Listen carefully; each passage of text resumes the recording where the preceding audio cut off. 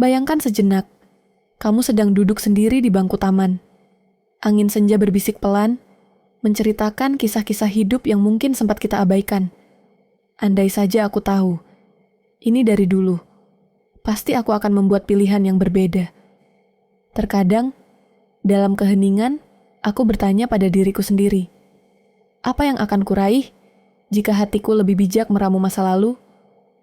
Apakah perasaan ragu ini milikku saja, atau kerap muncul dalam hati kita semua?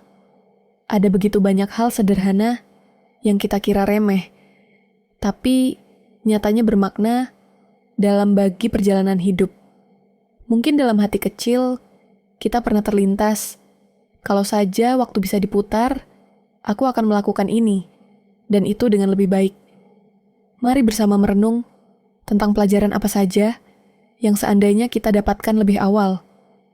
Pelajaran yang terdengar sederhana, tapi maknanya dalam, seperti rona mentari pagi yang membawa harapan. Inilah cerita kita tentang waktu, keuangan, kesehatan, hubungan, dan pola pikir yang baru kita pahami. Kali ini, kita bisa memulai jalan baru dari momen sekarang. Setiap dari kita pasti pernah memikirkan seandainya dalam hidup. Namun terlalu lama, terjebak dalam penyesalan tidak mengubah apapun. Yang bisa kita ubah adalah bagaimana kita bertindak mulai sekarang. Kita tidak sendirian dalam perasaan ini. Hampir semua orang pernah berada di persimpangan membuat pilihan dan bertanya-tanya, apa jika setelahnya? Waktu bagaikan sungai yang tak pernah berhenti mengalir. Dulu, aku sering menunggu hari esok untuk memulai sesuatu, menunda belajar, menunda menabung, atau sekadar menunda memulai hobi yang kumimpikan. Kamu bisa menunda satu pekerjaan, namun kamu tidak bisa menunda waktu yang terus berjalan. Begitu bunyi ungkapan sederhana yang baru kurenungkan belakangan ini. Sungguh, waktu tidak mungkin kembali, dan kesempatan tidak datang dua kali. Bayangkan sebuah kebun dengan satu pohon kecil. Jika kita rawat sejak bijinya jatuh hari ini, suatu saat ia akan tumbuh besar dan rindang. Hal yang sama berlaku pada setiap kebiasaan baik. Semakin dini kita mulai, semakin kuat hasilnya nanti. Kalau saja aku tahu lebih awal, mungkin aku tak akan lagi menunda belajar menjelang ujian. Karena lembur dan begadang tidak dapat mengejar waktu yang sudah berlalu. Waktu adalah mata uang yang paling berharga. Setiap detik yang kita lewatkan adalah sesuatu yang tak bisa dibeli dengan apapun. Mulailah dengan langkah kecil. Bangun 10 menit lebih awal untuk membaca, atau menyisihkan waktu 15 menit setiap hari untuk menulis jurnal impian. Perubahan besar sering dimulai dari kebiasaan kecil yang konsisten, seperti tetesan air yang lama-lama melubangi batu. Usaha kecil kita juga akan membentuk kehidupan besar. Cobalah membuat to-do list harian agar setiap langkah kita jelas arahnya, sehingga tak mudah tergoda menunda. Dan ingat, waktu terbaik untuk mulai bukanlah nanti, tetapi sekarang juga. Karena setiap detik yang kita investasikan hari ini akan menjadi aset berharga di masa depan. Selanjutnya, mari kita bicara tentang pelajaran penting berikutnya, keuangan. Hidupku dulu seperti air yang mengalir tanpa kendali. Uang masuk langsung tersisa tipis karena terbuang untuk hal-hal yang tak terlalu perlu. Andai saja aku tahu nilai menabung sejak awal, mungkin hari ini aku tak akan terlalu khawatir menghadapi kebutuhan mendadak. Menabung dan berinvestasi sebenarnya ibarat menanam pohon. Semakin awal kita menanam, semakin besar pohon yang akan kita panen kelak. Mengelola keuangan bukan berarti berhenti bersenang-senang. Justru sebaliknya, dengan mengatur anggaran kita, bisa merasa lebih aman dan leluasa. Coba ingat pepatah lama, sedikit demi sedikit, lama-lama menjadi bukit. Menyisihkan uang setiap bulan, sekecil apapun, akan berkembang menjadi modal yang berguna suatu hari nanti. Bayangkan jika setiap bulan kita menyisihkan misalnya 10% dari pendapatan untuk tabungan atau investasi sederhana. Tanpa kita sadari, puluhan juta atau lebih bisa terkumpul seiring waktu, asalkan konsisten. Misalnya, aku punya teman yang dulu begitu mudah membelanjakan uang untuk gadget terbaru. Awalnya dia senang bisa upgrade barang, tapi begitu tagihan datang dan tabungannya menipis, dia baru menyadari kesalahan itu. Andai dia tahu ini lebih awal, mungkin dia akan memprioritaskan menabung atau investasi. Setiap pembayaran cicilan yang dihindari bisa dialihkan ke masa depan. Ini contoh kecil, tapi efeknya besar. Berhati-hatilah dengan gaya hidup konsumtif. Pesona diskon atau promosi seringkali membuat kita membeli barang yang sebenarnya belum kita butuhkan. Hindari juga utang berbunga tinggi untuk kepentingan sesaat. Jadikan utang sebagai solusi terakhir, bukan gaya hidup. Alih-alih membeli barang mewah baru, mungkin kita bisa menyisihkan sedikit untuk reksadana atau emas. Investasi kecil di waktu muda akan membantu kita meraih tujuan besar di kemudian hari. Dan satu lagi yang penting, membuat budget atau anggaran sederhana sudah cukup membantu. Kita bisa mulai dengan menulis semua pengeluaran selama seminggu, lalu evaluasi mana yang perlu dipotong. Dengan begitu, kita belajar menghargai setiap rupiah.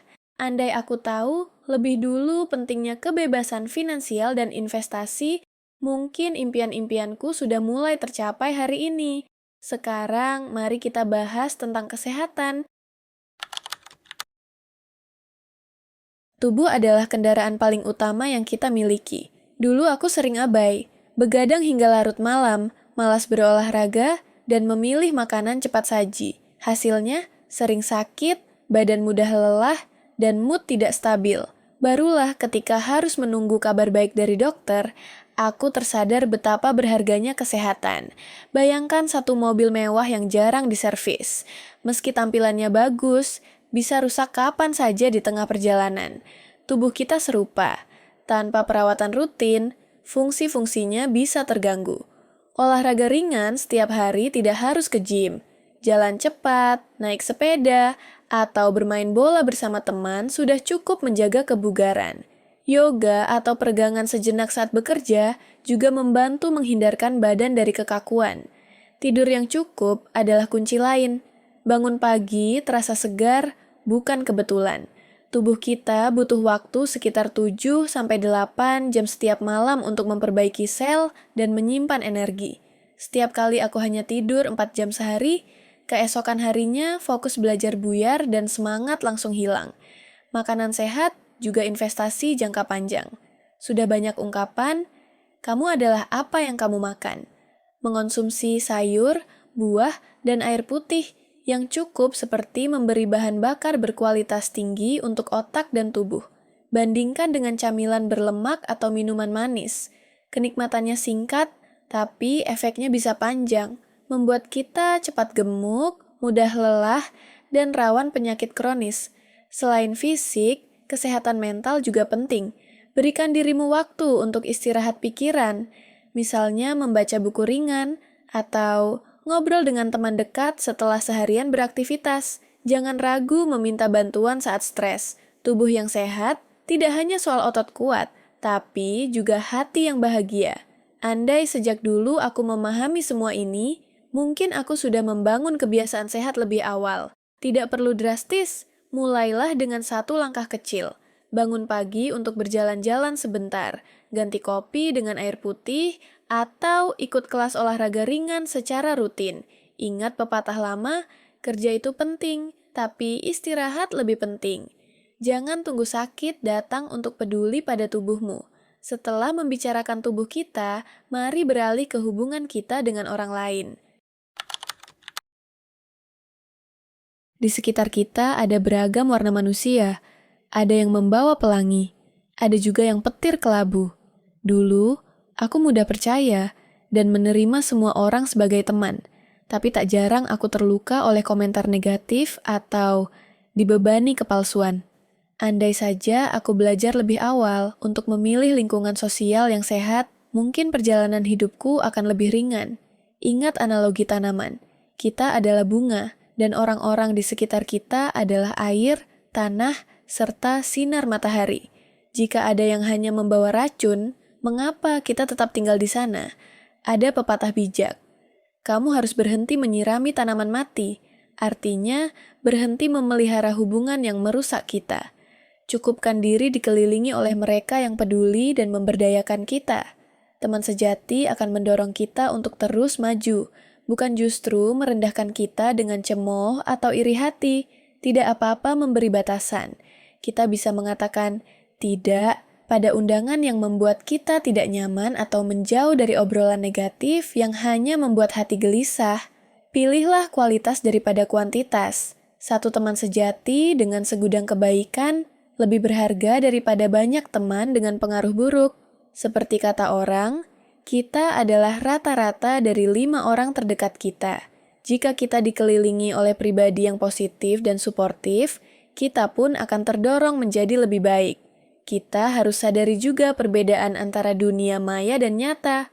Follower banyak di media sosial tidak menggantikan kehangatan saat makan malam bersama keluarga atau teman.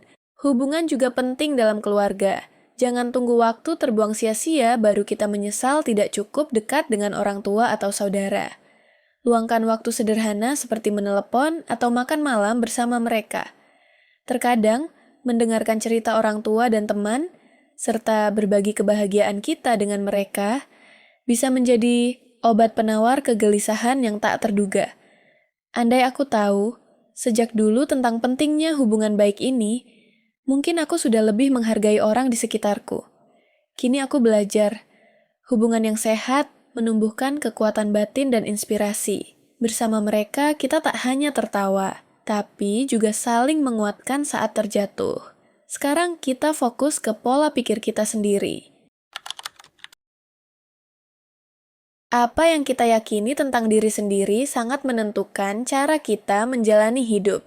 Dulu aku sering berpikir, aku tidak pandai matematika, atau aku pasti gagal kalau mencoba hal ini.